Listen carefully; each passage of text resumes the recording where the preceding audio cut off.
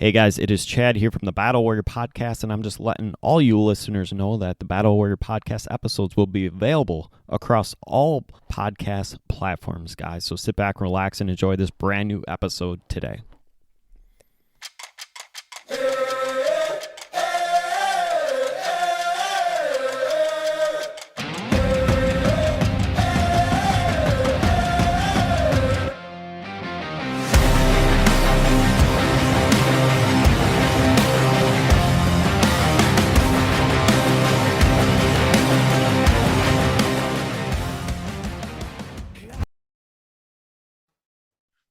Hey guys, welcome to Battle Warrior Podcast. I have a phenomenal CEO of the Evolve to Grow, um, avid biker, avid runner, avid everything.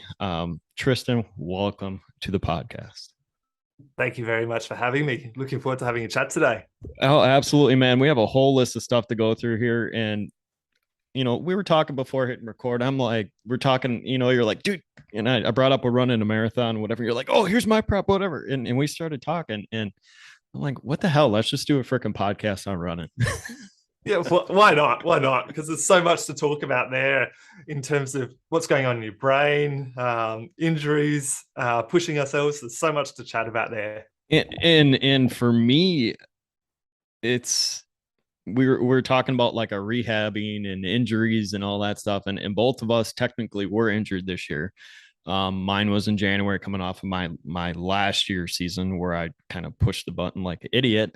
Not a negative self-talk way, guys. It's just we tend to push ourselves at times, and kind of looking at kind of cultivating our lives around fitness and working out and running, and I know biking's on a lot of your stuff too. Explain to me where all that came from. So I got into running, got into sport or most recently because I needed to look after my mental health. I need time by myself. I need to be exercising for me to be stable. And I think everyone needs that time to reset and to focus on and to have goals. So I don't know if that's what you meant by asking where it all came from, or if you're looking way back when kind of thing. No, it's a couple things. So like for me, I don't want to call it like a Twilight Zone, but I've noticed, man, when I'm drifting, and today's my first day back in the gym in a week. So like I said, guys, I'm training for a marathon, so I'm not in the gym every day. I'm out running. I'm like you're putting in almost 2 hours a day just with stretching, running, decompressing, all that stuff, re-stretching. For me, it's yoga, Yeah. stretching, running, stretching again. And so the time in the gym's not that important as much as, every what my normal day is. For me, I'm looking at it as I'm almost actually I'm looking at two ways I want to approach it. If I know my day is rough, I need to run or I need to be in the gym. If I know I can't be in the gym, or I know I need to think on a project, I'm like, let's just go for a long run. Do you get like that where all of a sudden your brain's just kind of shaky, and you got all these ideas, and I'm like, you know what? Fuck it. Let's just go and see what happens and kind of seeing, and I'm a faithful guy, but see what God lays out in your run, man. Totally. Like I worked out a couple of years ago that for me to be happy, or for me to be feeling like I'm making progress in life and not have the stresses and anxieties, I need to have my me time, and my me time is my exercise. So if I don't plan in my exercising, my running, my riding, sometimes whether it's going to the gym, I can't. I can, but I don't. I find it a lot harder to be happy to achieve. So there's a period of time where I would just ad hoc go out for a run, go out for a ride. But I've moved on to the next phase where I've got to have that structure in place. That 6 out of 7 days I'm exercising, and I've got a personal goal as opposed to a business goal. The personal goal being the marathons, and that when I'm looking at it from my business perspective, that just gives me the ability to clear my mind and refocus and make life so much easier outside of running.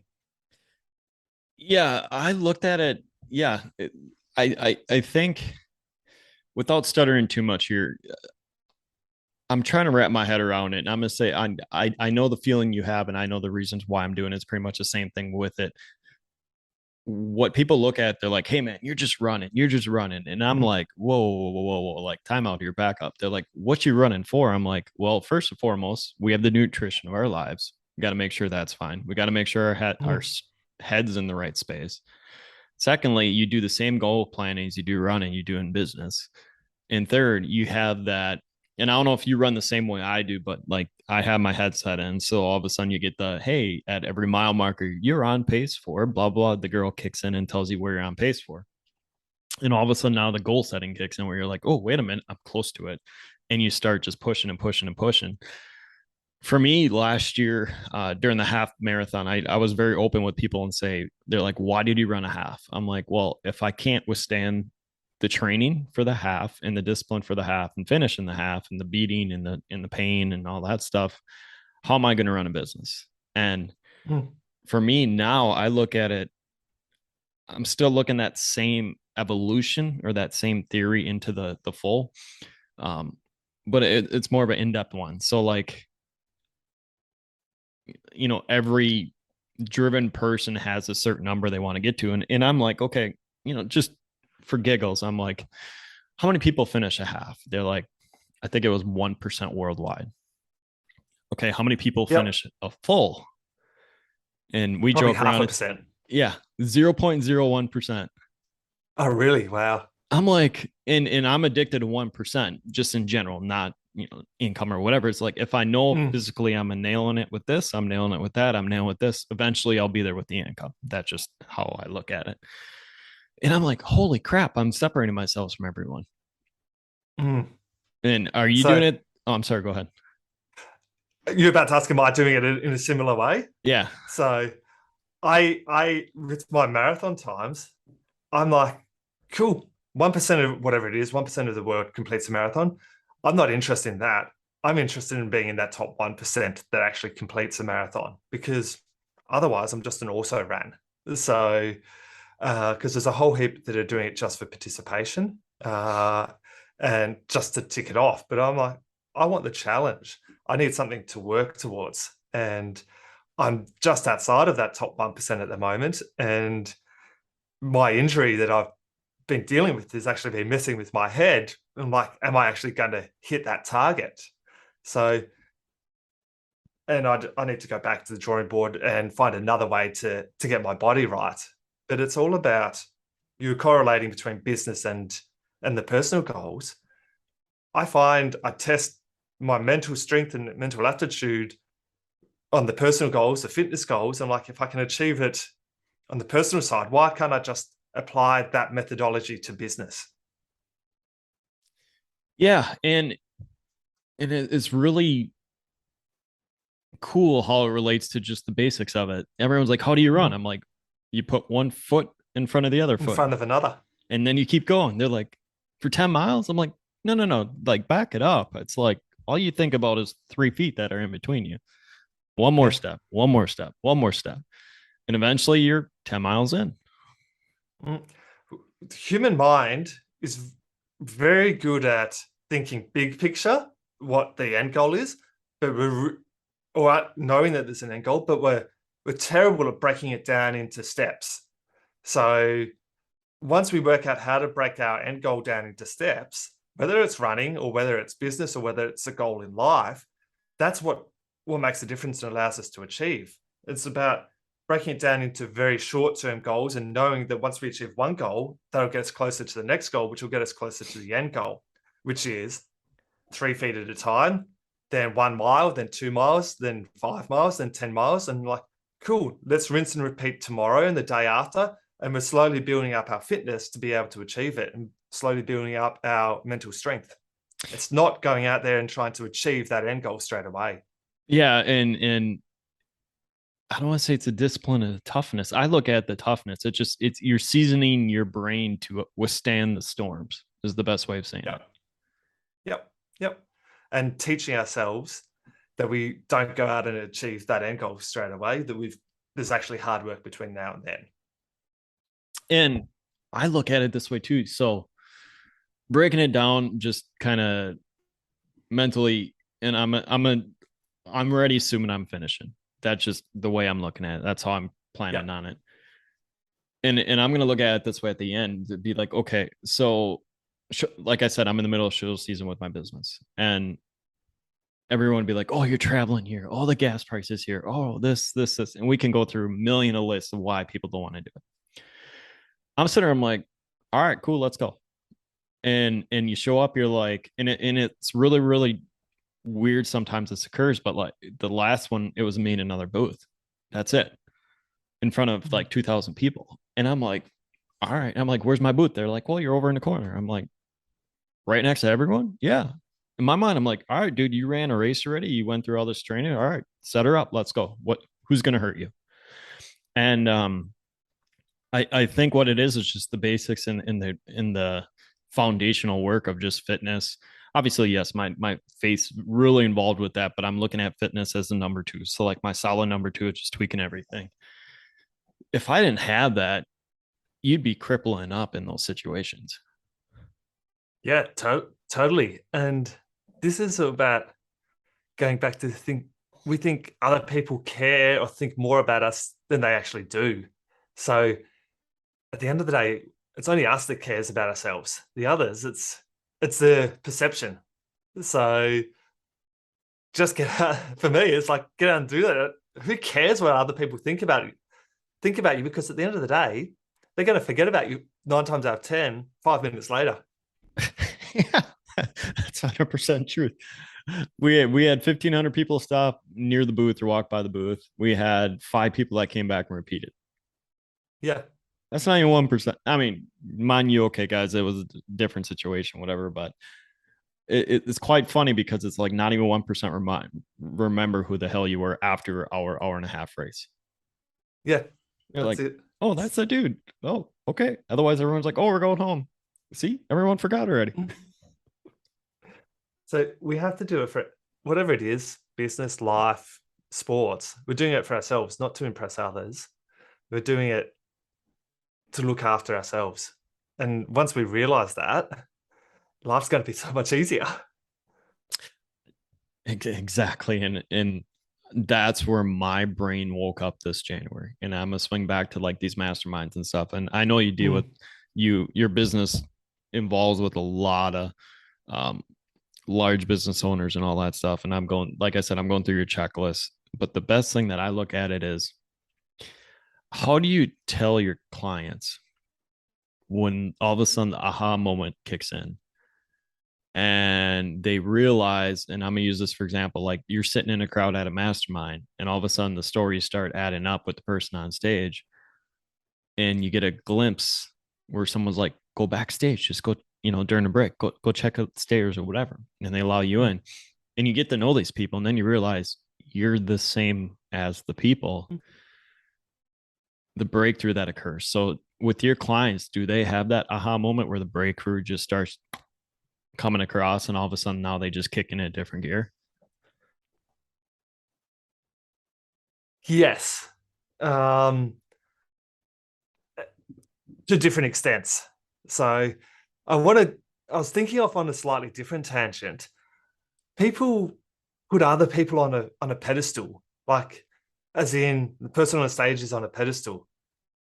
And then you go backstage, they're just the same person. They've just been on that journey just a couple of months or a couple of years ahead of you. So at the end of the day, they're not worth any more or any less than you. They're just on a slightly different journey. So we've used that person to help shape our journey because they've been on it. We've learned from them, and now we need to implement that into our journey. But they're no different to me or you. They're just another person that's on a slightly different stage of their life journey. And I don't know where this saying came from. It kicked in, and I think it came from like the wrestling scene or whatever. But someone's like, "What's the difference between this person and this person, or what's the difference between this life and a normal life?" And the guy said, "The miles, the money, the women, and the broken bones." And it's talking about just road life. And I'm sitting there Yeah, going like, how you're talking, you're like the dude on stage or whatever. And I'm just gonna use a few famous names here in the States, but like Bradley and some of the famous guys in the States, they're Mm. 15 years ahead of you. Yeah. So why compare yourselves to them? So they're on a total different journey. And they're achieving at a different rate. So rather than compare, learn from. Yeah. And they will tell you exactly the same thing. Yo, put on the miles, go break some bones, Yep. go get busted up. And once that Yeah, occurs, come up and join us. that's it. So because we have to go on that journey. Like there's no shortcuts in life. We actually have to go through. We can learn from others and make it easier, but you've got to do the hard yards in some form or another to progress and break through that next glass ceiling. Well, and that's where, and I'm going through information and I'm like, okay, so divorce, business debt, and whatever. I'm like, yo, this cat's just like me. Because you had to, well, and I messed up in school, so I have a lot of student loan debt, but I did the things of what not to do in school. But in general, like you had a divorce on there, and all of a sudden you get the business set, which means you went all in on it, and you attempted something, and either you failed or you succeeded at it. But the journey of you going through that process is brought you to where you're at now. Yeah, yeah, you've got to go through a journey. You've got to experience highs. You've got to experience lows, and you've got to when you experience those highs, when you experience those lows, it's not just about moving on from them. It's actually about spending time processing why that actually happened. Because if you don't, life just ends up being boring. You plateau and stay at that level. You make the same mistakes or the same wins time after time, and you don't end up feeling fulfilled. Well, and explain my listeners that part where you, and I want to say break free or breakthrough. Like my personal saying is break free, but where you just got so mad at yourself and you're just like, boom, flip the switch and you took off. It was when I realized I had two choices. I could go back to day job, and it would take me 15 years to pay off my debt, 200 odd grand debt from the business, or I could actually pull my finger out of my ass, so to speak, and get over my ego, get over my arrogance, and make shit happen. And so I did that, and within 3 years, I'd paid back the debt. I'd grown the business back to a seven-figure number, and I was able to sell the business. And it was just because I decided to learn from others rather than do it all myself. There's the gut punch, guys. There's the gut. Invest the money, get the coach, learn from everyone else. And that wasn't a pitch at all. Would I? I just realized it then. No.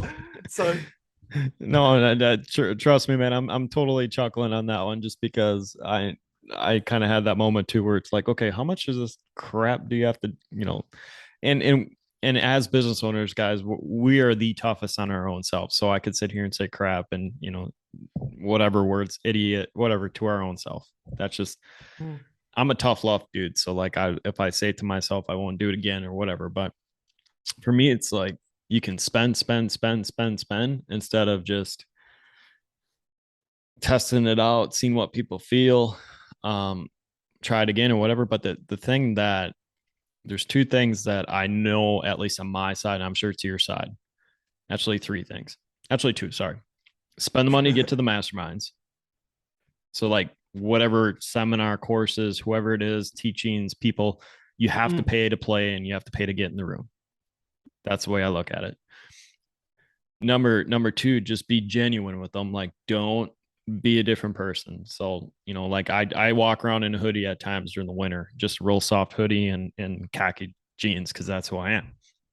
I've got my hoodie right now because it's 12 degrees Celsius in Australia right now. So, I forgot you're winter down there. I forgot about that. Yep.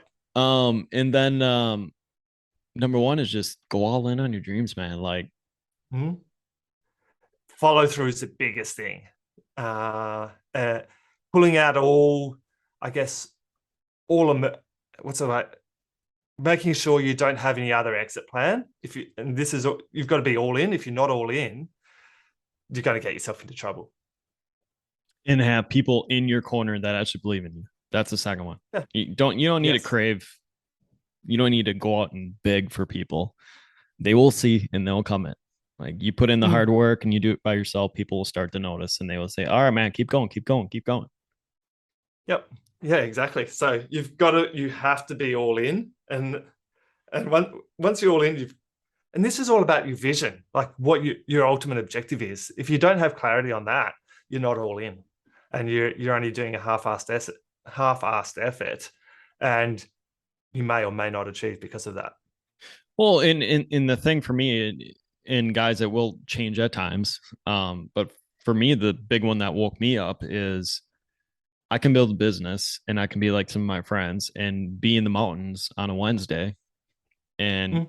go get eat. And I told my friend this straight up. I'm like, how much freedom would you feel like when you're in a mountain? You get this UTV stuck or like ATV or whatever. I don't know what the term is down by you. Um, where you could just kind of roll out of the UTV and be like, okay, hey, I don't have to go back to work tomorrow.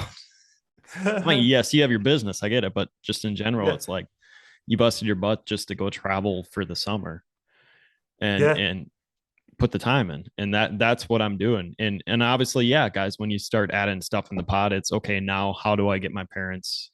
How do I? Well, first and foremost, how to get yourself free. So, like, get yourself Mm. out of your own job or no job, whatever. Um, Secondly, how do you get your family taken care of? And how do you accomplish your dream? Like for me, there's multiple checks. Obviously, yes, I have a end vision that I would love to get, and it's going to be yes. But I also stretch myself, so like I'll travel to the coast and see boats with 4 or 5 engines on the back of them, and then come back where I'm inland, and you'll see a boat with one engine on them. You're like, okay, this is it. Yeah, yeah. So you've got to actually travel to actually see what is possible in life. Yeah. So imagine if you went rather than just going to the coast, you jumped on a plane and went to Croatia and you went around in a yacht and you saw the size of the boats over there. Then you'd be like, oh, those 4 or 5 engine boats are tiny. So there's so many possibilities, and you've just got to put yourself out there to learn about those possibilities. Well, in there's another place over there in France. I can't think of where they have the Grand Prix races, and in the or I can't think of what the town is, but it's pretty much across the seas from like Rome.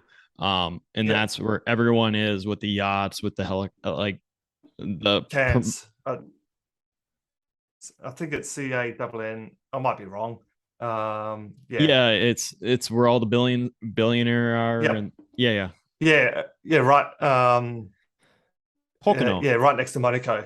yeah, Yeah. yeah, So yeah, yeah, Cairns. Yeah. Yeah. Yep. yeah, and you start looking at that, guys. All of a sudden, you're like, holy shit, I'm an ant in a whole different world. Yes. Yes. Yeah. Yeah. So we shouldn't be thinking small. So we're good at thinking. We're good at thinking small. We've got to bigger. We're possible. Everything's possible.